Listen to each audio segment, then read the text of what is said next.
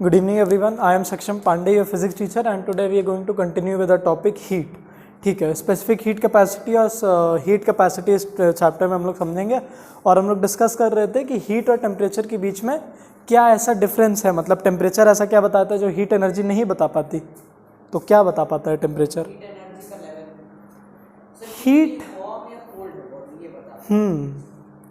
ठीक है, और टेम्परेचर क्या बताता है? अच्छा, टेम्परेचर आपने बताया, तो हीट एनर्जी क्या बताती है?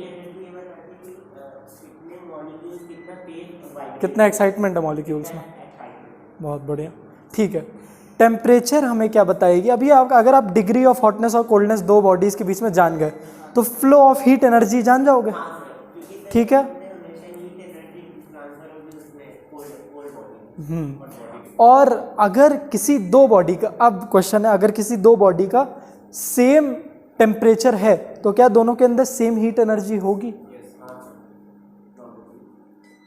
नहीं, प्रोबेबली नहीं चलता है फिजिक्स में। अब मैं हर चीज़ के पहले probably, Kushagra, light energy is something you can hear from speakers, तो प्रोबेबली नहीं चलता यहाँ पे। श्योरली बताइए, प्रोबेबली तो मैं कुछ भी लगा के बोल दूँ, probably the earth is flat. बताइए, आयुष कुछ बता रहे थे? हाँ ठीक है, अगर दो बॉडीज़ का सेम टेम्परेचर है इट डजेंट मीन कि दोनों की सेम हीट एनर्जी है। और अगर मुझे किसी दो बॉडी को सेम टेम्परेचर, मतलब एक डिग्री सेल्सियस, दो अलग अलग मटेरियल है, उनका एक डिग्री बढ़ाना है, एक डिग्री और 1 केल्विन बढ़ाना, चेंज इन टेम्परेचर सेम ही होता है, ये भी पढ़े थे ना। Delta T is equal to, मतलब delta T in degree Celsius is equal to delta T in kelvin, ये भी पढ़े थे। चेंज दोनों में एक ही बराबर होता है। तो अगर हमें किसी बॉडी का टेम्परेचर 1 केल्विन या 1 डिग्री सेल्सियस बढ़ाना है, दो अलग अलग मटेरियल है, ठीक है, तो क्या सेम हीट एनर्जी देनी पड़ेगी? नहीं, अलग अलग। बहुत बढ़िया, ठीक है, चलो याद है, यही देखना था मुझे कि रामायण स्टार्ट करने से पहले राम पता है, सीता जी पता है, चलिए पता है, थैंकफुली। कुशाग्र थोड़ी देर चुप था। कुशाग्र पता है ना, रिवाइज तो कराने की जरूरत नहीं है। चलिए अब देखते हैं कि फैक्टर्स क्या, कौन कौन से फैक्टर्स हैं जो अफेक्ट कर सकते हैं किसी बॉडी का टेम्परेचर, ठीक है। किसी बॉडी के अंदर कितनी हीट एनर्जी है, या फिर कोई बॉडी कितनी हीट एनर्जी अब्जॉर्ब करेगा उसके टेम्परेचर में चेंज लाने के लिए, वो कौन कौन से फैक्टर है। सबसे पहला फैक्टर होगा हमारा मास, ठीक है। Factors affecting the heat absorbed by any body, या फिर आप बोल दो इसी के अंदर द डेल्टा टी, ठीक है। ये आपके बुक में नहीं है पर ये जानना जरूरी है, थोड़ा सा पॉइंट देगा ये हीट और टेम्परेचर के डिफरेंस में, ठीक है, पर इसको इंडिविजुअली समझो। सबसे पहला है मास। हाँ कुशाग्र कुछ बोला क्या? पहला है मास। अब किसी बॉडी का अगर मास ज़्यादा है तो उससे मुझे हीट एनर्जी भी ज़्यादा देनी पड़ेगी उसके टेम्परेचर बढ़ाने के लिए, तो क्लियर है? तो हाँ ठीक है, तो टोटल इंटरनल एनर्जी भी उसकी ज़्यादा देनी पड़ेगी। चलो ये एक अच्छा रिलेशनशिप है। दूसरा, हमें कितना टेम्परेचर बढ़ाना है, मतलब अगर हमें 1 डिग्री सेल्सियस बढ़ाना है और दूसरी जगह हमें 5 डिग्री या फिर 10 डिग्री सेल्सियस बढ़ाना है, तो दोनों में से किस में ज़्यादा हीट एनर्जी देनी पड़ेगी? इसमें ना। तो मतलब अगर मुझे कितना टेम्परेचर बढ़ाना है वो भी मैटर करेगा उसकी हीट एनर्जी देने पे। मतलब किसी बॉडी को पानी लिया, एक बीकर में है, सेम अमाउंट ऑफ पानी दोनों में है, मान लो 1 kg है, ठीक है, और इसको बस 1 डिग्री सेल्सियस मुझे बढ़ाना है और इसको 10 डिग्री सेल्सियस बढ़ाना है, किसमें ज़्यादा हीट एनर्जी देनी पड़ेगी? है ना, इसमें ना। तो हमें कितनी टेम्परेचर बढ़ाना है, कितना डेल्टा टी लाना है, तो जितना डेल्टा टी ज़्यादा होगा उतना ही टेम्परेचर भी ज़्यादा देना पड़ेगा, ठीक है। टेम्परेचर उतनी हीट एनर्जी भी ज़्यादा देनी पड़ेगी।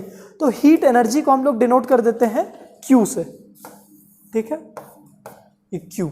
और डेल्टा टी, अच्छा कुछ साइन बता दे रहा हूँ, Q क्या होगा? Heat energy. क्यू ज़्यादातर रिप्रेजेंट होता है एनर्जी डिनोट करने के लिए, ठीक है। और T temperature, delta T change in temperature, M तो पता ही है, हाँ ठीक है, ये सब पता है, ठीक है। और कुछ, हाँ पूछिए। सर मान लीजिए कोई बॉडी है, उसको 0 से 10 डिग्री सेल्सियस हीट किया और सर उसको हीट किया फिर 1000 से 1010 डिग्री सेल्सियस। सर तो 1000 से 1010 डिग्री सेल्सियस उसमें ज़्यादा हीट एनर्जी लगेगी? नहीं, ऐसा नहीं है, ठीक है, ऐसा नहीं है। हमें चेंज इन टेम्परेचर लाना है, वो नहीं, डेल्टा का मतलब होता है चेंज, ठीक है, चेंज, कितना चेंज आया है, ठीक है। देखो एक्साइटमेंट तो हमें मॉलिक्यूल्स में उतनी ही लानी है। अब ये होती है, यही एक्सप्लेन करेगा हमें स्पेसिफिक हीट कैपेसिटी। हमें किसी भी कोई भी हमारा मटेरियल हो, उसको हमें 1 डिग्री सेल्सियस कहीं से भी बढ़ाना, वो किसी भी टेम्परेचर पे हो, वो कांस्टेंट एनर्जी ही मांगेगा। मतलब मुझे इतनी एनर्जी दो, मैं 1 डिग्री सेल्सियस बढ़ जाऊंगा, इतनी एनर्जी दो, 1 डिग्री सेल्सियस बढ़ जाऊंगा, ठीक है। और आपको अब लगेगा कि मगर सर मुझे किसी को अगर 1000 डिग्री सेल्सियस पे उससे ज़्यादा लेना तो बहुत बड़े बड़े बर्नर्स लगते हैं, है ना, और मुझे सिर्फ अगर 1 डिग्री से 10 डिग्री सेल्सियस ले जाना, छोटे से बर्नर से उसी कर लूँगा। मान लो एक पैन, लोहे का एग्जाम्पल लेते हैं, पानी तो एवेपोरेट कर जाएगा, लोहे को मुझे 10 डिग्री सेल्सियस पे लाना, लाइटर पे लेते हैं, हो गया। लेकिन तुम ये भी तो देखो, एनर्जी एडिशनल एनर्जी है, मतलब वो जो 1000 तक आ गई है एनर्जी, वो उसके अंदर ऑलरेडी स्टोर्ड है, तो वो उतने बर्नर दिए। फिर उसके बाद अगर आप एक लाइटर भी उसमें ऐड कर देते हो, वो उसको उतनी थोड़ी थोड़ी एनर्जी और देगा और वो बढ़ा देगा उसको। तो जो पहले की एनर्जी है उसके ऊपर की एनर्जी मांगेगा वो अपने आप को उतना ही टेम्परेचर बढ़ाने के लिए, ठीक है। स्पेसिफिक हीट मतलब हीट कैपेसिटी समझो तो खुद ही ये चीज़ समझ में आएगी।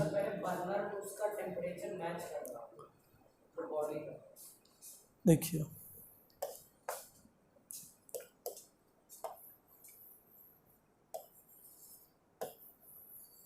मान लीजिए ये दोनों कॉपर ही हैं, ठीक है। ये हमारा है 1 डिग्री सेल्सियस पे इनिशियली, ये है 1000 डिग्री सेल्सियस पे इनिशियली, ठीक है। अभी कोई बर्नर नीचे किसी के नहीं लगा है, किसी के नीचे कोई बर्नर नहीं है, लेकिन हमें पता है कि हाँ इसका टेम्परेचर ज़्यादा है, इसके अंदर हीट एनर्जी भी ज़्यादा है। अब इसको दोनों को मुझे डेल्टा टी लाना है 10 डिग्री सेल्सियस का, ठीक है, या फिर केल्विन जो भी बोलना चाहें, 10 डिग्री सेल्सियस का। अब इसके नीचे मुझे इतना छोटा सा बर्नर लगाना पड़ेगा, ठीक है। इतना छोटा सा बर्नर जो हमें हीट एनर्जी देगा, उसी से ये डेल्टा टी आ जाएगा, है ना। कुछ हम लोग इसको हीट एनर्जी देंगे, वो तो उससे हमारा टेम्परेचर बढ़ जाएगा, ठीक है। इसका कुछ क्यू आ गया और इसका कुछ क्यू, तो ये 10 डिग्री सेल्सियस पे चला जाएगा, ठीक है। तो ये 1 डिग्री सेल्सियस से 10 डिग्री सेल्सियस जाने तक क्यू एनर्जी लगी, let the energy be Q, ठीक है। अब ये 1000 डिग्री सेल्सियस से 1010 डिग्री सेल्सियस जाने तक भी जो एनर्जी रिक्वायर्ड होगी वो क्यू ही होगी, ठीक है। तो ये दोनों एनर्जी बराबर ही होंगे। अब ये इनिशियली उसी पे है, एक और छोटा सा यही सेम बर्नर लेते आओ तो एनर्जी तो वो देगा ही, ठीक है। तो ये होता है, दोनों की हीट एनर्जी सेम रिक्वायर्ड होगी। अब तीसरा जो फैक्टर है जो अफेक्ट करता है वो होता है मटेरियल ऑफ द बॉडी।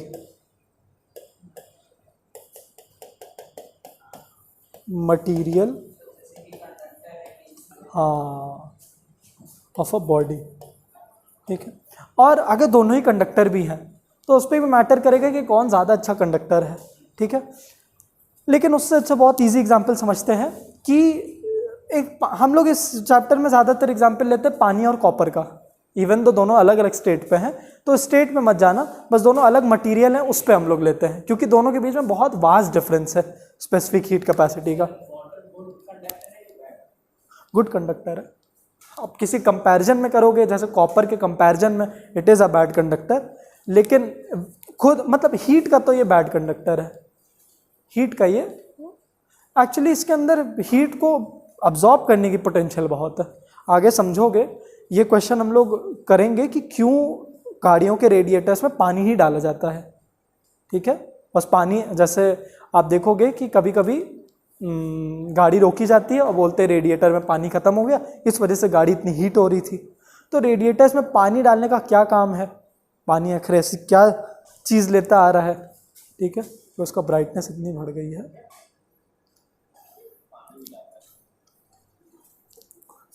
चलो, तो ये मटेरियल ऑफ द बॉडी। अब ये material of the body is subjective, her material की अपनी एक कैरेक्टरिस्टिक है। जैसे हर मेटल का अपना मेल्टिंग बॉइलिंग पॉइंट है, वैसे ही इसका भी अपना अपना एक स्पेसिफिक हीट कैपेसिटी होगी जिससे ये बढ़ेगा, ठीक है। अब हम लोग स्टार्टिंग से स्पेसिफिक हीट कैपेसिटी बोले पढ़ते हैं, अब समझते भी हैं कि होता क्या है। तो स्पेसिफिक से पहले हीट कैपेसिटी समझो, इसको थर्मल कैपेसिटी भी बोलते हैं हम लोग। अब यहां से चीजें थोड़ी सी कॉम्प्लिकेटेड होना स्टार्ट हो रही हैं। हीट कैपेसिटी,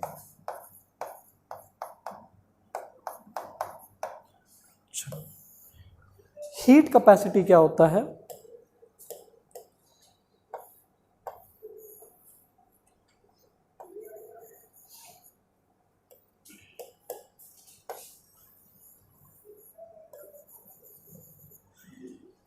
अब इसको ध्यान से समझना, हम लोग ने दो चीजें लिए हैं, this is copper, this is water. अब heat capacity of a body will tell you कि एक बॉडी को 1 डिग्री सेल्सियस का चेंज लाने के लिए, वो किसी भी टेम्परेचर पे हो, है ना, टेम्परेचर मैटर नहीं करेगा कि वो 0 डिग्री सेल्सियस पे रखा है कि 1000 पे, जैसे ये तो 1000 पे नहीं जा पाएगा, लेकिन किसी भी टेम्परेचर पे उस पर 1 डिग्री सेल्सियस बढ़ाने के लिए, ठीक है, कितना ज़्यादा उसको हीट एनर्जी देनी पड़ेगी। हीट एनर्जी दोगे, किसी चीज़ को एनर्जी देते हो तभी उसका टेम्परेचर बढ़ता है, उससे वो एनर्जी लेते जाओ, उसका टेम्परेचर क्या होगा, घटेगा। तो फ्रीजर्स में क्या होता है, हीट एनर्जी दी जाती है कि ली जाती है? दी जाती है, हीट फ्रीजर्स में ली जाती है, ठीक है, इसीलिए उसका टेम्परेचर घटता है। और वहीं हीटर्स में क्या होता है, उसको हीट एनर्जी दी जाती है, ठीक है, उसके मॉलिक्यूल्स को और वाइब्रेट कराया जाता है, ठीक है। तो इसको कितनी हीट एनर्जी देनी होगी, इसमें 1 डिग्री सेल्सियस का इंक्रीज लाने के लिए। अब हीट एनर्जी को इससे डिनोट करेंगे, क्यू से। तो the amount of heat energy needed to increase the temperature of this body by 1 degree Celsius is called the heat capacity of this body, है ना। and heat energy है तो you will give this energy in what? हाँ, बहुत बढ़िया, ठीक है। तो exactly इसका होता है 385 joules is needed to increase this temperature by 1 degree Celsius। तो इसको ऐसे लिख दिया जाता है Q Q। अब देखो, अगर ये रिलेशनशिप, वैसे बस फॉर्मूला याद कर लेते हैं, लेकिन इसको समझाने का एक अच्छा तरीका बताता हूँ, इसके लिए तुम लोग को ये चीज़ मदद करेगी। हम लोग ने जो 3 रिलेशनशिप पढ़े ना, ये बहुत काम आएगा। अब देखो 3 रिलेशनशिप में ये दोनों रिलेशनशिप देखो, mass and the delta T. अब Q was directly proportional to the mass, है ना, मास जितना ज़्यादा हमें हीट एनर्जी भी उतनी ज़्यादा देनी पड़ेगी। And Q was directly proportional with the delta T, temperature जितना ज़्यादा बढ़ाना है उतनी ज़्यादा हीट एनर्जी देनी पड़ेगी, ठीक है। तो ये दोनों रिलेशनशिप आया, ये समझ में आया। अब to remove this sign of proportionality we have to use what, हम लोग इक्वल टू नहीं लगा सकते ऐसे बस ये लगा दिए, we have to use a proportionality. हटाने के लिए हम लोग क्या करते हैं, एक कांस्टेंट यूज करते हैं ना। ग्रेविटेशन चैप्टर में आप लोग पढ़े होंगे, जब आप लोग 9th में ग्रेविटेशन पढ़ रहे थे तो वहां पे आपको ये एक फॉर्मूला मिला होगा ग्रेविटेशनल फोर्स का, डायरेक्टली प्रोपोर्शनल। वैसे बताया जा रहा था कि the gravitational force is directly proportional to the product of the masses of the two body upon ये डिस्टेंस का स्क्वायर। नहीं याद आ रहा, चलो कोई बात नहीं। अब ऐसा समझ लो कि कभी भी, अब हम लोग ये प्रोपोर्शनैलिटी का साइन तो नहीं हटा सकते ना ऐसे ही बस, इसको हटा के इक्वल टू लिख दो। इसको हटाने के लिए हम लोग एक कांस्टेंट यूज करते हैं जो इससे मल्टीप्लाई होता है, तो यहाँ पे g एक कांस्टेंट यूज किया जाता था, इसकी वैल्यू फिक्स्ड रहेगी, ठीक है। वैसे यहाँ पे भी यूज किया जाएगा एक constant, that is the c dash. Now this c dash is the heat capacity. नहीं बेटा चुटकियां नहीं, चुटकियाँ नहीं, ठीक है। हीट कैपेसिटी, प्रोपोर्शनैलिटी का साइन हटा, अब मल्टीप्लाई कर दो m इंटू डेल्टा टी।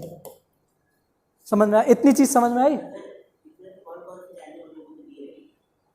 इसमें से बेटा तुमको जैसे 3 चीजें हैं, तीनों में से कोई भी 2 चीज, वैसे तो मास इसमें नहीं आएगा हीट कैपेसिटी में, इसमें से 3 चीज दे देगा, एक चीज पूछ लेगा। हाँ, 1 2 3 और ये चौथी, तो ये तीनों दे दिया, ये पूछ लेगा, ठीक है। ये दे दिया, ये पूछ लेगा, कोई भी चीज पूछ ले, क्रिस क्रॉस कर देंगे। चलो, ये समझ में आया ना?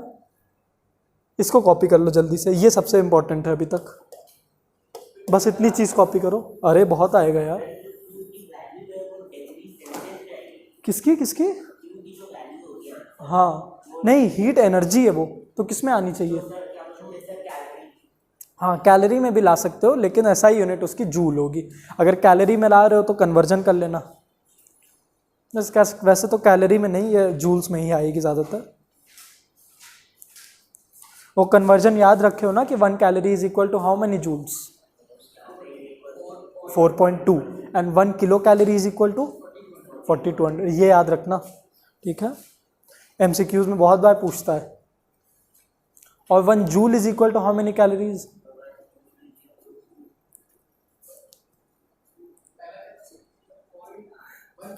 उसी को डिनोमिनेटर में डाल दो, 1/4.2, है ना। इसको ध्यान देना, उल्टा भी पूछ लेता है।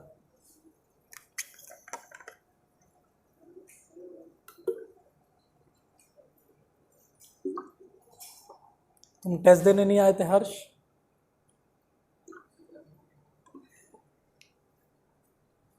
आंख मिला के तो बोल लो, आंख मिला के तो बोल लो। बोल के हंस दिए नीचे, कैसा झूठ है। चलो रीटेस्ट दे देना।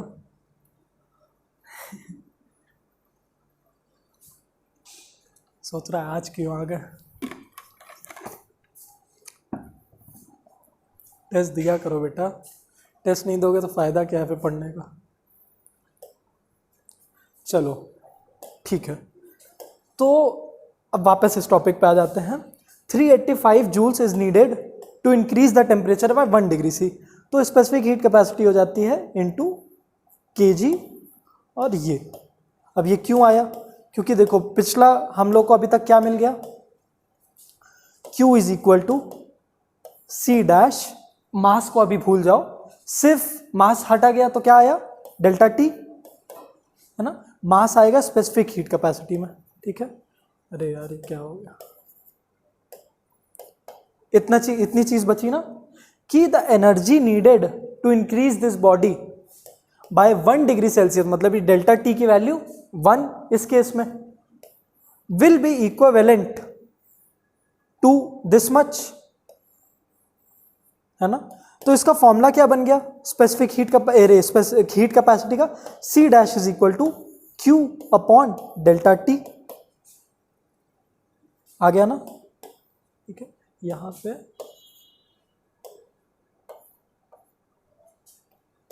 ये बना, और इसी का फॉर्मूला बताया हुआ है हीट कैपेसिटी, इसी को बड़ा बड़ा लिख दो।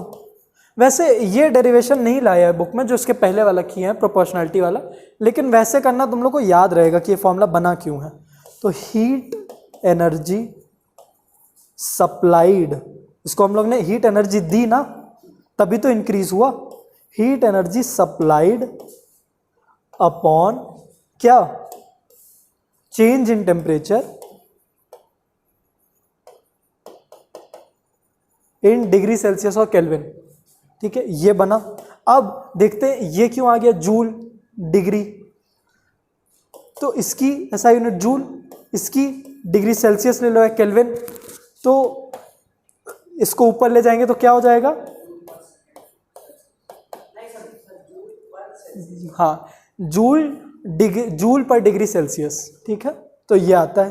तो इस हीट कैपेसिटी का फॉर्मूला ये हुई हीट कैपेसिटी की पूरी कहानी, ठीक है। अब फिर से क्वेश्चन, क्या दो अलग अलग मटेरियल का हीट कैपेसिटी बराबर हो सकती है अगर हम उसे टेम्परेचर का चेंज एक ही बराबर है। मतलब अब मुझे पानी को भी 1 डिग्री सेल्सियस ही बढ़ाना है, तो क्या दोनों की हीट कैपेसिटी सेम होगी? अलग अलग होगी? पक्का? अच्छा, कोई बताएगा इसकी हीट कैपेसिटी क्या होगी? 100 डिग्री सेल्सियस। वो तो उसका बॉइलिंग पॉइंट बता रहे हो। ये पिछली क्लास में मैंने बताया था, थोड़ा सा जब स्पेसिफिक, ये हो जाती है 4200 जूल पर डिग्री सेल्सियस। ठीक है, हाँ, अब तुम लोग को थोड़ी बहुत कहानी समझ में आएगी। अब तुम लोग ऐसा समझो, ये पूरी कॉपी पेस्ट यहाँ पे भी करना, ठीक है, ये सब कुछ, ये कैसे आया, यही फॉर्मूला लगा के। अब वाटर से तुम लोग को चीज़ें समझ में आएंगी। अब ये जब कंपैरिजन बना है, अब ऐसा समझो कि ये कहानी क्या है हीट कैपेसिटी की। हमने कोई बॉडी लिया, ये हमारा कॉपर है, ये हमारा पानी है, ठीक है। इसको हम लोग ने, हाँ, कितना वास्ट डिफरेंस है। तो पानी का हीट कैपेसिटी बहुत ज़्यादा है, बहुत बहुत ज़्यादा है। इसका मतलब नहीं, कंडक्टर की बात नहीं है, इसके अंदर अब्जॉर्ब करने की इसकी लेटेंट हीट कैपेसिटी, इसी को हीट कैपेसिटी बोला जाता है। कंडक्टर तो है ही, ये गर्म हीट कौन सी बॉडी नहीं कंडक्ट करती है? हर बॉडी हीट कंडक्ट कर लेती है, मॉलिक्यूल्स है, वाइब्रेट तो करेगी। तो यहाँ पे बैड और गुड कंडक्टर नहीं होता है हीट में, ठीक है, क्योंकि हीट तो कोई भी बॉडी हीट हो जाएगी।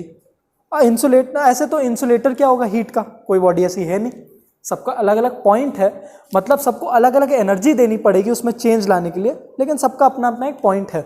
अब जो मेन बात है वो समझो कि हमने इस कॉपर को, इस बर्नर, मान लो यहाँ पे कोई बर्नर है, ये ठीक है, बड़ी अच्छी अच्छी चीज़ें मिल रही हैं, ये हमारा बर्नर है, हमने रखा और ये तुरंत गर्म हो गया, 1 डिग्री सेल्सियस में बढ़ गया। अगर हम लोग थर्मोमीटर भी लाए हैं एक्सपेरिमेंट के लिए, तो 1 डिग्री सेल्सियस तुरंत इसमें बढ़ावा आ गया।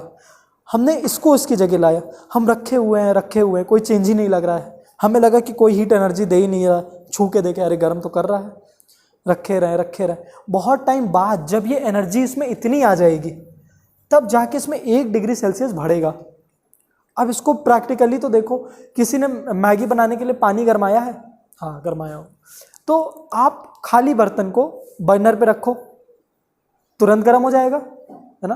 पानी उसमें डाल दो, काफ़ी टाइम लगेगा, ठीक है। वो टाइम क्यों लग रहा है? उसके अंदर ये हीट एनर्जी डाली जा रही। फिर जब वो इस पॉइंट पे पहुंचेगा 4200 जूल जब उसमें डाल दी गई, तब वो 1 डिग्री सेल्सियस बढ़ेगा। अब 1 डिग्री सेल्सियस और बढ़ाने के लिए फिर ये एनर्जी डालो, फिर ये एनर्जी डालो, ऐसे डाल के उसको जिस टेम्परेचर पे हमें लाना है उस पर लाया जाता है। और कॉपर बहुत जल्दी, उसमें थोड़ी सी एनर्जी, सिर्फ इतनी सी एनर्जी डाली, तुरंत गर्म हो गया। इसीलिए तो हम लोग, अब समझ में आएगा क्यों यूज़ किया जाता है पानी को रेडिएटर में। रेडिएटर का काम क्या होता है? इंजन को ठंडा करना, गर्म, हाँ, नहीं, इवेपोरेट, अब इसको समझो, इवेपोरेट,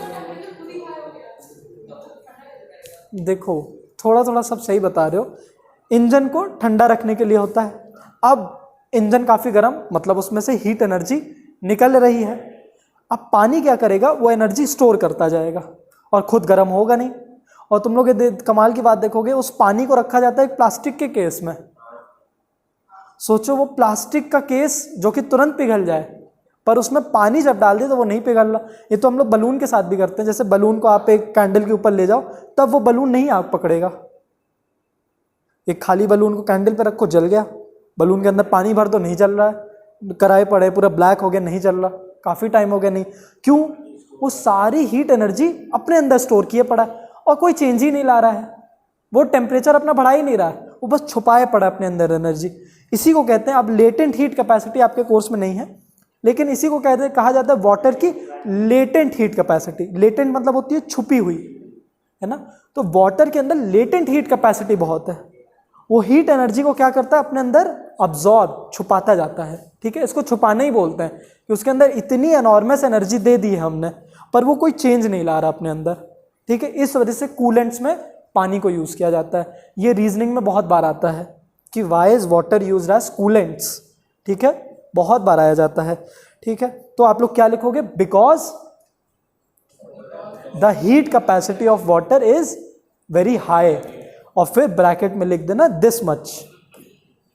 ठीक है, ये हीट कैपेसिटी की वैल्यू है वाटर की, ये कॉपर की। कॉपर और इसका याद कर लेना, इतना ही सफिशिएंट रहता है, बाकी सारे मटेरियल्स का दिया हुआ है। हाँ जी एवरेल। हाँ, बहुत अच्छा क्वेश्चन पूछ रहा है। क्या हो गया एवरेल, आज इतना अच्छा क्वेश्चन कैसे पूछा? कुशाग्र, बहुत अच्छा क्वेश्चन पूछा, कुशाग्र से पूछिए। सुना भी नहीं आपने, इतना अच्छा क्वेश्चन उसने पूछ लिया। मुझसे पूछो बेटा।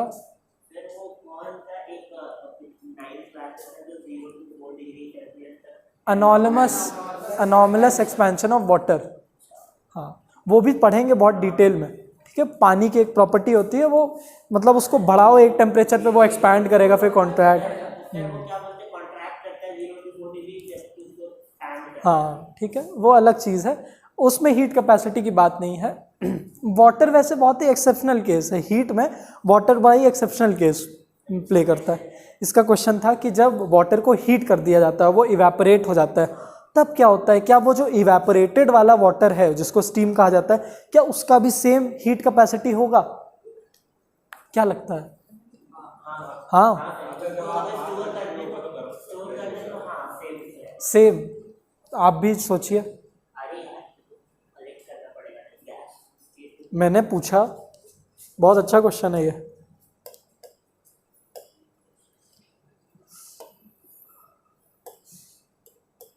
वाटर को हीट किया, इसने बहुत सारी एनर्जी ली, और किस पॉइंट पे आके ये वाटर चेंज होने लगेगा स्टीम में? 100 डिग्री सेल्सियस पे। उतना ये डिग्री डेल्टा टेम्परेचर में चेंज आया है। इसका मतलब ये नहीं है कि इसने हीट एनर्जी बहुत कम ली है, हीट एनर्जी इसने बहुत सारी ली है डेल्टा टी आने पे। ठीक है, अब ये बन चुका है स्टीम। अब ये स्टीम को अगर हमें 1 डिग्री सेल्सियस बढ़ाना है, अब ये क्या है, एक अलग स्टेट है बस पानी। अब इसको मुझे 1 डिग्री सेल्सियस बढ़ाना है, तो क्या इसमें जो हमारी C' थी, मतलब हीट कैपेसिटी थी, क्या वो बराबर, मतलब इसमें हमें कितना लगाना पड़ रहा था? 4200 जूल पर डिग्री सेल्सियस। क्या इसमें भी वही होगा सबके हिसाब से? हाँ, कम होगा कि ज़्यादा?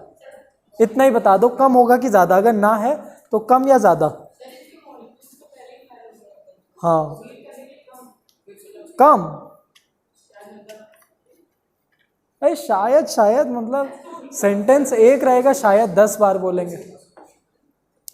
ये वाटर को 1 डिग्री सेल्सियस बढ़ाने के लिए इतनी हीट दी जा रही है, जो स्टीम है उसको भी 1 डिग्री सेल्सियस बढ़ाना है, क्या सेम हीट कैपेसिटी देनी पड़े, मतलब हीट देनी पड़ेगी उसको? सेम या फिर कम, एक बताइए।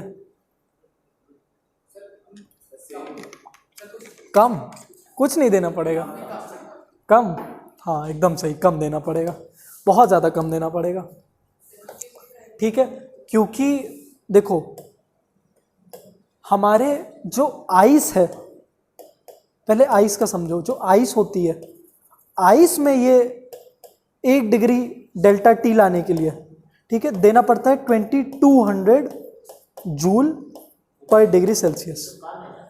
हाँ ये आइस की बात है, और इसमें लाने के लिए देना पड़ता है अराउंड एग्जैक्ट 300, देखो इसको मैंने किया था,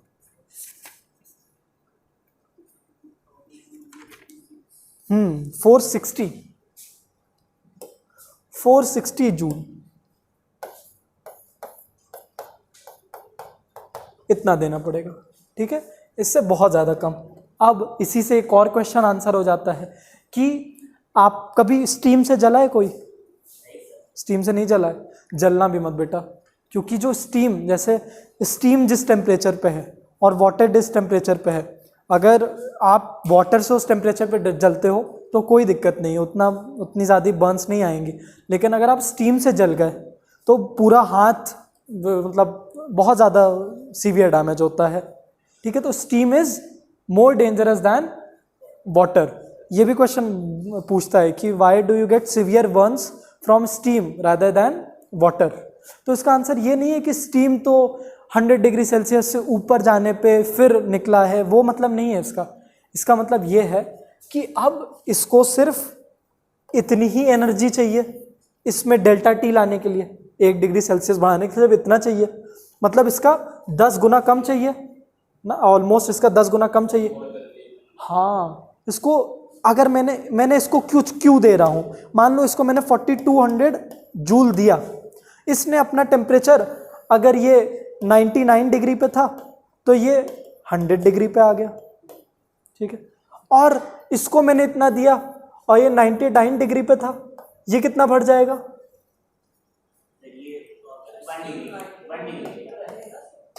नहीं, हाइपोथेटिकली अगर इसका कोई भी टेम्परेचर हो, डेल्टा टी तो वही तुम्हारा आंसर, किसी भी टेम्परेचर पे हो। नहीं, इसका 10 गुना बढ़ जाएगा, इसमें डेल्टा टी बस 1 डिग्री हुआ था, इसमें 10 और बढ़ जाएगा। हाँ जी, सेम इतना दे रहा हूँ मैं, इतनी एनर्जी दिया मैंने। नहीं, इतना दिया मैंने। हाँ, इसको देने के लिए सिर्फ इतना चाहिए, अगर मैंने 460 दिया, इसका 10 गुना और दे दिया तो डेल्टा टी भी 10 गुना हो जाएगा, तो 10 डिग्री सेल्सियस ये बढ़ जाएगा। ठीक है, ऐसे देते जाओगे तो ये ज़्यादा हाई टेम्परेचर पे होगा, और हाई टेम्परेचर पे होने से क्या, आपकी बॉडी लो टेम्परेचर पे ज़्यादा हीट ट्रांसफ़र होगी, तो हीट ट्रांसफ़र आपको स्टीम से ज़्यादा मिलेगी। ठीक है, तो जिसकी भी हीट कैपेसिटी कम है उससे आप जलते हो तो ज़्यादा बुरे बर्न्स आएंगे आपको। ठीक है, कॉपर से भी बहुत बुरा जलोगे। ठीक है, कॉपर 100 डिग्री सेल्सियस पे हो और पानी 100 डिग्री सेल्सियस पे हो, कॉपर से बहुत जल्दी जल जाओगे। ठीक है, क्योंकि उसके अंदर हीट एनर्जी ज़्यादा है।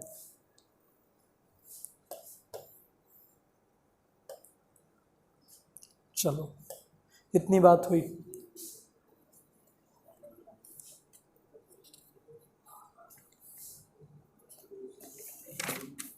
बुक में तो बहुत थोड़ा थोड़ा ये सब कुछ बताया गया है।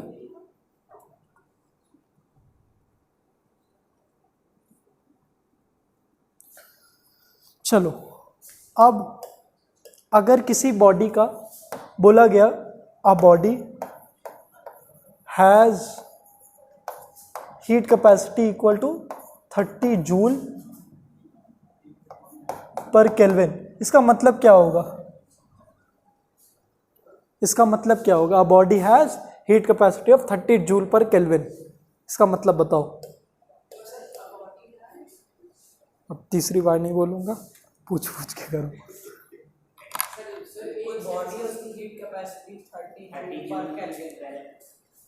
हाँ, इतना तो अंग्रेजी पढ़ने में आ ही रहा है, इसका मतलब क्या है इसका?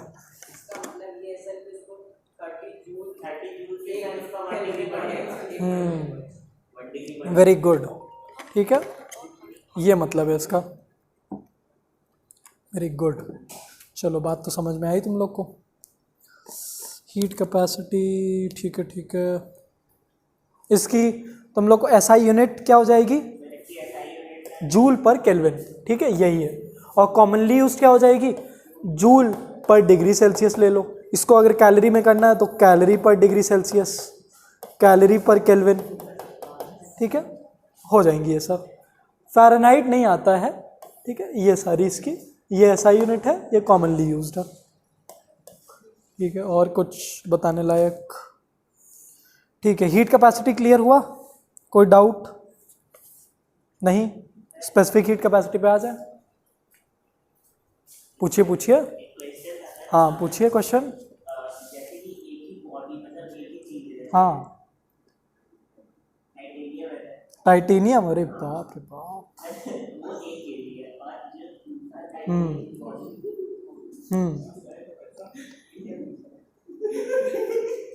नहीं बेटा पैसे, चलो हाइपोथेटिकल। और फिर क्या करते हैं, टाइटेनियम बॉडी है वो 10 kg है,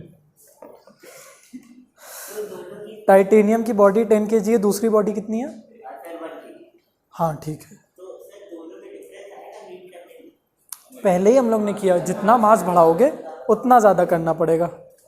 ठीक है, सीधे टाइटेनियम ले लिया, तुम कोई भी चीज़ ले लेते, तुम पानी भी ले लेते, उसमें भी वही चीज़ आ जाती। ठीक है, सब कुछ प्रैक्टिकली देखो। अब हीट तो तुम लोग हर ही दिन चीज़ें कर रहे हो। ठीक है, पानी वही तुमको अगर मैगी 3 लोगों के लिए बनानी है, 3 ग्लास पानी डालोगे, ठीक है, ज़्यादा देर लगेगी, है ना, बर्नर को और तेज़ कर दोगे।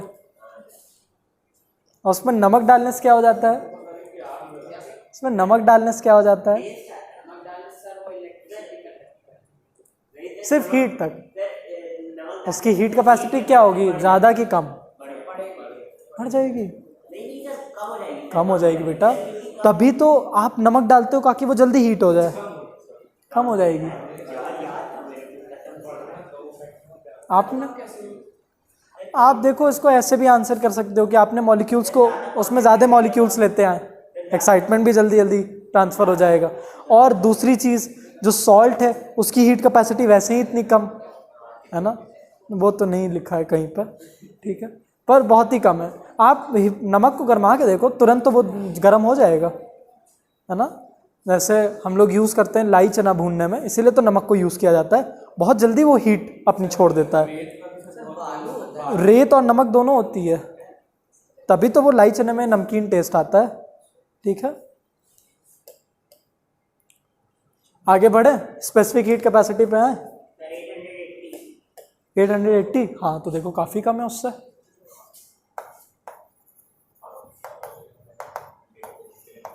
हीट कैपेसिटी, अब किसी का कोई गैस कि स्पेसिफिक हीट कैपेसिटी और हीट कैपेसिटी में क्या डिफरेंस होगा? अरे वाह, ये कैसे पता तुम्हें? वाह, हमें लगा अभी कुछ इंटरेस्टिंग आएगा, इसने तुरंत ही आंसर बोल दिया। वो आंसर भी दे रहा है 2 बार और तुम क्वेश्चन मुझसे पूछ रहे। स्पेसिफिक हीट कैपेसिटी और हीट कैपेसिटी में डिफरेंस क्या होगा? हमें लगा था कोई बोलेगा इसमें ज़्यादा स्पेसिफिक बताया जाएगा, मतलब डेसिमल भी बताया जाएगा इसमें। क्यों अब्रेल? नहीं, क्या डिफरेंस है स्पेसिफिक हीट कैपेसिटी और हीट कैपेसिटी में? मास का। अब तो सब कॉपी पेस्ट करेंगे। सही बात है, इसकी बात तो कोई सुनता ही नहीं है। चलो, अब फिर से वो रिलेशनशिप, जो एनर्जी रिक्वायर्ड होती है वो प्रोपोर्शनल है मास of the body and the delta T. Clear? Proportionality का साइन हटाने के लिए हम लोग ने क्या कर दिया, क्यू पे इक्वल टू, हाँ कांस्टेंट था हमारा ये, ठीक है, और मास इंटू डेल्टा टी रहने दिया, है ना। जब ये मास भी आ जाता है तो यही जो बड़ा सी है ये छोटा सी हो जाता है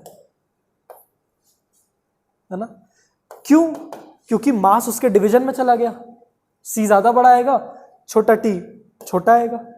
मतलब ये मैथमेटिक है, ये मास अपॉन डेल्टा टी हो गया। पहले सिर्फ डेल्टा टी हो रहा था, अब मास भी उसमें डिवाइड कर दिया गया, तो ये प्रोडक्ट जो आएगा वो भी छोटा ही आना है। हाँ, पर वो रीज़न नहीं है कि इसको स्मॉल टी से रिप्रेजेंट किया, इसको स्मॉल सी से, उसको कैपिटल सी से, वो अब किसी एक को तो करना ही था, तो यही सही है। इसका आंसर ये दिया नहीं हुआ है कि ये छोटा ही आएगा इस वजह से, क्योंकि अगर ये डेसिमल में आ गया तो ये बड़ा आ जाएगा।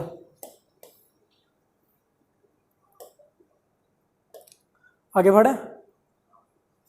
अब तुम लोग को क्या कर देना है इसमें, बस ये जो हम लोग की एक्सप्लेनेशन था, पानी वाला कहाँ गया पानी,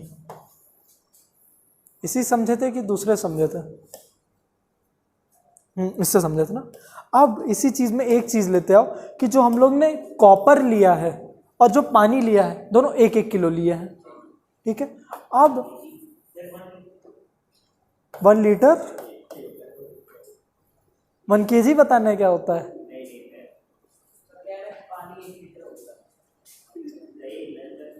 चलो, अब एक केजी ऐड करने से क्या हो गया, आप इसके डेफिनेशन में बोलोगे the amount of heat energy required to increase the temperature of 1 kg of this body by 1 degree Celsius. ठीक है, अब बॉडी की जो मास है, मतलब पहले हम लोग कितना भी मास हो, 100 किलो की बॉडी हो, 1 ग्राम की बॉडी हो, हम लोग बस बोल दे रहे हैं इसका हीट कैपेसिटी इतना है। लेकिन ये स्पेसिफिक कहाँ है, हम लोग पहले पढ़े कि फैक्टर जो होता है कि मास बढ़ाओगे तो हीट एनर्जी ज़्यादा देनी पड़ेगी, तो हम लोग मास बढ़ाते गए तो उसकी हीट कैपेसिटी तो ज़्यादा होती जाएगी। क्लियर है, तो स्पेसिफिक होना पड़ेगा।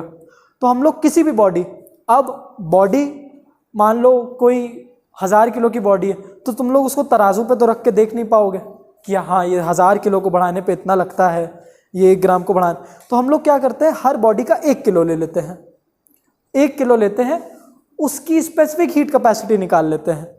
ठीक है, और फिर वो जितनी भी किलो है उससे मल्टीप्लाई कर दो, उतनी ज़्यादा उसको हीट एनर्जी ज़्यादा नहीं पड़ेगी। जैसे कि 1 किलो पानी को बढ़ाने के लिए इतना ही रिक्वायर्ड होता है ना, इतनी एनर्जी देनी पड़ती है उसका टेम्परेचर 1 डिग्री सेल्सियस बढ़ाने के लिए। अब अगर हम लोग ने 100 किलो पानी ले लिया, 100 किलो, तो क्या करेंगे, इसी में इंटू कर दो, इसमें 2 जीरो और जुड़ जाएगा। ठीक है, ये होता है। तो इसीलिए हीट कैपेसिटी अगर समझ में आई तभी स्पेसिफिक हीट कैपेसिटी समझ में आएगी। चलो, हाँ पूछिए। चलो तो फिर बुक वाले तरीके से समझो। बुक में इतना बताया है कि specific heat capacity is equal to heat energy supplied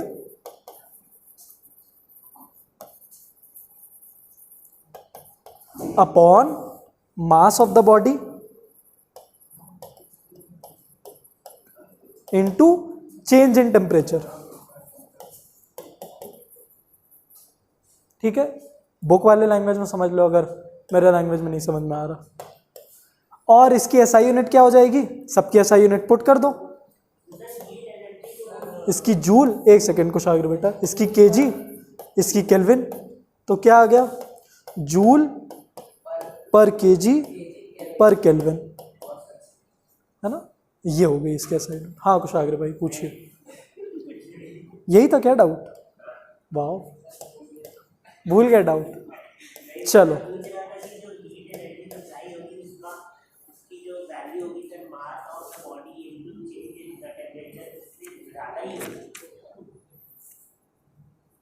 एक बार फिर से बोल दीजिए प्लीज, कॉपी देख रहा हूँ, प्लीज प्लीज एक बार और, एक बार और, आई एम सॉरी। पूछिए पूछिए।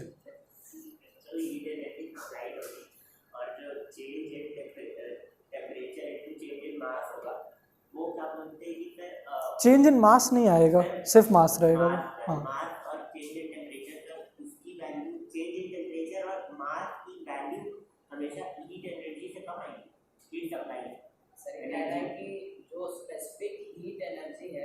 हीट कैपेसिटी नहीं, हीट कैपेसिटी ज़्यादा होगी स्पेसिफिक हीट कैपेसिटी से, क्योंकि तुम इसमें कोई और चीज़ डिवाइड कर दे रहे हो। देखो तुम सिंपल, इसको हमें सिंपल भाषा में समझाओ ना, तो ये हमारा क्या निकल के आ रहा था इसके पहले, ये क्या है, कुछ नहीं, यही है सी डैश, यही तो है हीट कैपेसिटी। इसमें तुमने मास भी डिवाइड कर दिया। सिंपल आंसर इसका यही, तुम हीट कैपेसिटी किसी का ढूंढो, क्वेश्चंस भी ऐसे आएंगे, हीट कैपेसिटी दे देगा, मास दे देगा, बोले स्पेसिफिक हीट कैपेसिटी बताओ, कुछ नहीं, हीट कैपेसिटी को उसके मास से डिवाइड कर दो। ठीक है,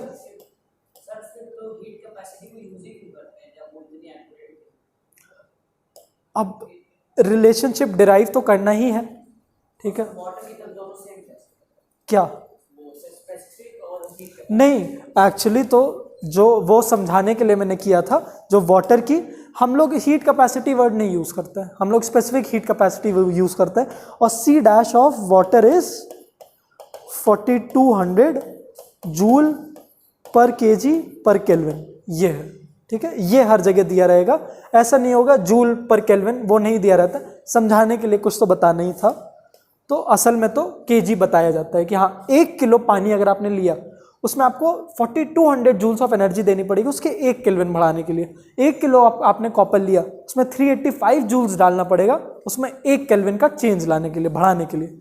ठीक है, उल्टा भी यही होगा, इतना ही खींच लो 1 डिग्री गिर जाएगा। खींचते जाओ 1 डिग्री गिर जाएगा, उल्टा चलेगा ये, पर उल्टे की बात नहीं किया है, सीधी ही बात की है सारी।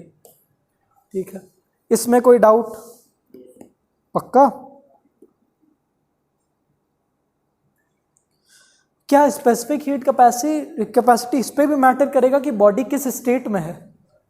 हाँ सर, हाँ हाँ वाटर वाले एग्जाम। हाँ, चलो अच्छा है, ध्यान तो दे रहे हो क्लास में। और ऐसा नहीं है कि हर बॉडी की अपनी कैरेक्टरिस्टिक होगी, तुम ऐसे बता नहीं सकते हो कि नहीं सॉलिड में इसकी हीट कैपेसिटी बढ़ जाएगी, गैस में इसकी कम हो जाएगी। अपनी कैरेक्टरिस्टिक है, अपनी प्रॉपर्टी है उसकी। पानी वाला ही देख लो, सॉलिड हुआ तब भी कम हो गई, गैस हुआ तब भी कम हो गई, लेकिन लिक्विड नहीं, सॉलिड में कम था, 2200 जूल्स थी। सॉलिड में 4200। तो पानी की बात हो रही, पानी सॉलिड होता है, आइस सॉलिड होता है ना। ठीक है, देखो half knowledge is always dangerous then no knowledge, तो हाफ नॉलेज मत रखो बेटा। कोई बात नहीं, तुम अपनी गलती में भी इतना कॉन्फिडेंट रहते हो ना। चलो अब न्यूमेरिकल्स करते हैं, इतनी ही है थ्योरी। इसमें तो इसमें मतलब आधे पेज में हीट कैपेसिटी भी समझाया, स्पेसिफिक हीट कैपेसिटी भी, लेकिन कहानी इसकी बहुत बड़ी है। और ये पूरा चार्ट है, ठीक है। और ये ध्यान देना न्यूमेरिकल्स, हाँ ये चार्ट है, ये ध्यान देना कि न्यूमेरिकल जब सॉल्व करो तो सबको एक यूनिट में लेके आना। जैसे कि अगर न्यूमेरिकल में उसने दिया है, हाँ C is equal to 4200 joule per KG per kelvin, ये दिया हुआ, और मास दे दिया उसने 200 ग्राम, ठीक है, तो उसको केजी में लेते आना। ठीक है, अगर टेम्परेचर दे दिया सेल्सियस में, उसको केल्विन में लेते आना। नहीं, एक्चुअली इसमें तो तुमको मदद ये आ जाएगी क्योंकि इसमें हर बार बात करेगा डेल्टा टी की, और डेल्टा टी हम लोग पढ़े हैं, डेल्टा टी वो सेल्सियस में लो या केल्विन में एक ही बराबर है। तो अगर ये डेल्टा टी तुमको दे भी देता है 1 डिग्री सेल्सियस, तो तुम इसको कन्वर्जन के बिना ही 274 मत लिख देना, तुम इसको 1 केल्विन ही लिखना, क्योंकि डेल्टा है। हम लोग पढ़े थे delta T in degree Celsius is equal to delta T in kelvin, ठीक है, ये भी पढ़े थे। तो ये इसमें नहीं दिक्कत होगी, पर मास पे ध्यान देना। और अगर जूल की जगह कैलोरी में दिया हुआ है, ठीक है, 1 कैलोरी जो दिया हुआ है कि 100 कैलोरीज को एनर्जी दे रहे हैं, तब इसमें चेंज आ रहा, तो उसको जूल में करना तुम लोग। ठीक है, चलो अब न्यूमेरिकल पे डायरेक्टली आते हैं, तभी चीज़ें क्लियर होंगी। पेपर डिस्कस नहीं करना है, पेपर देना है तुम लोग को, डिस्कस क्या करेंगे। एक न्यूमेरिकल तो कर लो, मुझे तो संतुष्टि हो जाए। चलो एक न्यूमेरिकल, सब लोग आंसर सही निकालना। लिखो, an iron ball requires 5000 joules of heat energy. An iron ball requires 5000 joules, iron ball, iron की गेंद, ठीक है, लोहे की गेंद चाहती है 5000 जूल, मुझे हिंदी में नहीं पता।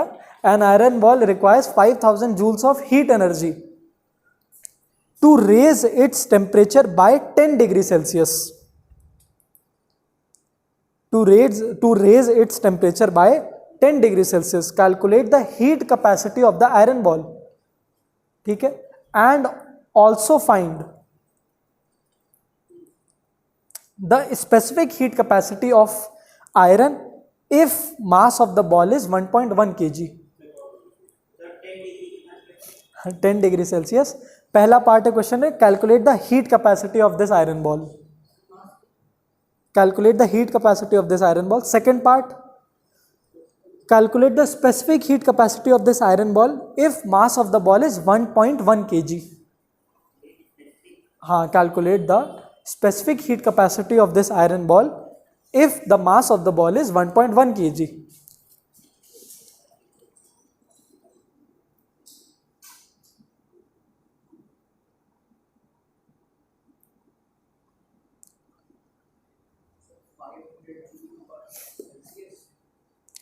$500 जूल, हाँ बहुत बढ़िया, ठीक है, गुड। मगर आंसर अपना हमेशा SI यूनिट में देना, ठीक है, पर केल्विन बोलो। 500 joule per kelvin first answer. Second answer,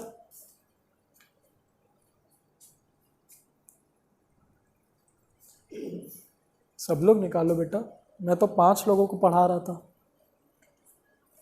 हमेशा एक ही है क्यों आंसर नहीं? हर्ष भी दे सकता है। हर्ष की तबीयत ठीक हो गई है, हर्ष दे देगा। नहीं आ रहा है? अरे वाह, कैसे किया? ये 1 क्यों आ गया तुम्हारा? सर 1 अच्छा 1 kg, बहुत बढ़िया। पर ये डिग्री सेल्सियस थोड़ी ना होगा सर। ऐसा यूनिट क्या है हीट कैपेसिटी की? जूल के हाँ, जूल पर केल्विन। केल्विन। हाँ, जूल पर केल्विन। अविरल?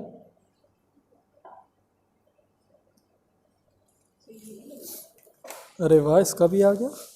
नहीं, ये पर का साइन मत लगाओ, -1 लगा दो और केल्विन कर दो। हाँ नहीं, पर मत लगाओ, बुक में कहीं नहीं दिया है पर। सर बात तो वही हुई। हाँ, बात एक ही होगी पर बुक में नहीं दिया है। तुम लोग बड़े अड़ियल हो, हम तो यही लगाएंगे। बात एक ही होगी पर अड़ियल इतने हो तुम लोग। हाँ हाँ, तुम लोग हीट कैपेसिटी का फॉर्मूला क्यों नहीं यूज़ कर रहे हो? ये C' का फॉर्मूला यूज़ कर लो, Q/ΔT। क्या आया? 500 आया। कैसे? इसकी वैल्यू 5000 जूल्स और इसकी 10। हाँ, और इसको केल्विन कर देना, ठीक है? एक ही बात होगी, 10 डिग्री सेल्सियस, क्योंकि ये डेल्टा है ना, तो ये भी डेल्टा में ये 10 केल्विन ही होगा, तो ये 10 केल्विन कर दो, तो 500 जूल पर केल्विन। अब स्पेसिफिक हीट कैपेसिटी ढूंढो। C' में क्या कर दो, बस Q/m इंटू ΔT कर दो। अब तुम लोग की चॉइस है, चाहे तो बड़ा आंसर मतलब बड़ा ऑप्शन चुनो कि तुम Q में इसकी वैल्यू डालो, T में इसकी वैल्यू, या फिर ये है ही, ये तो ढूंढ ही दियो, बस इसको डिवाइड कर दो, ठीक है? मास 1.1 kg है और ये जूल पर केल्विन है। क्या आ रहा आंसर? मेरा है सर 454.5। हाँ, तो 455 मान लेते हैं, जूल पर kg पर kelvin. This is the answer, ठीक है? तो ऐसे निकालते हैं हीट कैपेसिटी और स्पेसिफिक हीट कैपेसिटी। अब आज जाके ये पहला न्यूमेरिकल था आपके एग्जाम्पल से, घर जाके दूसरा तीसरा लगाना, ठीक है? इतना मुश्किल नहीं आता एग्जाम में इससे, क्योंकि ऑलरेडी बड़ा मुश्किल है, लेकिन समझाने से थ्योरी बहुत आती है। तुम लोग को समझना बहुत आसान मतलब ज़रूरी है, सिर्फ डेफिनेशंस मत याद करना कि specific heat capacity is defined as increasing this, या फिर हीट कैपेसिटी इज इंक्रीजिंग। इसको समझो, क्योंकि आगे जाके अगर 11th में कोई साइंस लेता है तो हीट नहीं समझ में आएगी, है ना? हीट कैपेसिटी समझो, प्रैक्टिकल लाइफ में भी बड़ा यूज़ देगा। तो जैसे आज तुम लोग समझे कि क्यों रेडिएटर में यूज़ होता है ना? हाँ, नहीं, अब तुम लोग हाँ ये भी समझना चालू करो कि जो भी चीज़ दी हुई है, जैसे अगर क्वेश्चन में कोई चीज़ जूल में दी हुई है, मान लो 10 जूल दी हुई है, तो वो हो जाएगी क्यू, क्योंकि ये तो एनर्जी है ना? जूल एनर्जी की भी तो यूनिट यही होती है। और कोई चीज़ अगर केजी में दी हुई है तो वो जाएगी एम, और इसमें ज़्यादातर होगा राइज इन टेम्परेचर, तो उसको ΔT मानना, टी मत मानना, ठीक है? चलो, क्लास इज ओवर। अगले क्लास में हम लोग चेंज इन स्टेट करेंगे।